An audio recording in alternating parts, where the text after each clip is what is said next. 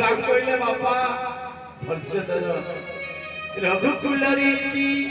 सदा चली आई प्राण जाए बरु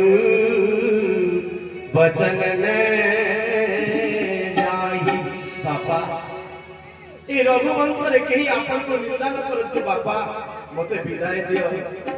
तथापि राजा कही परमांति उठी परमांति अरे राजा कर देह ज्ञान सुस्त हो जाईची चेतना सुस्त हो जाईची राम को विरह रे के बंची पारे गड़ी जाउछंती रे राम हे राम एक धन्य धन्य दशरथ जहांकर अति प्रिय होचंती भगवान राम बापा को ठारो विदाय नै की आज आसीचंती मां कौशल्याकर पाखकु कहउचंती मां मां कौन अरे बाबू तुझी शीघ्र स्नान कर कौशल्या जानी ना राम राज्य रे राजा है कहउचंती बापा पे पर्यंत स्नान करिनो अरे शीघ्र स्नान कर तू पूरा राज्य राजा हबो सेही समय कोई देले मां मु राज्य रे राजा है मेरी मां कौन राजू पिता मोही दिन्हा बापा की मु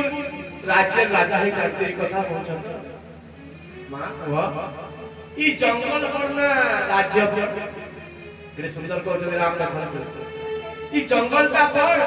ना राज्य पर मां संगे संगे कहउछथि कौशल्या हां बेटा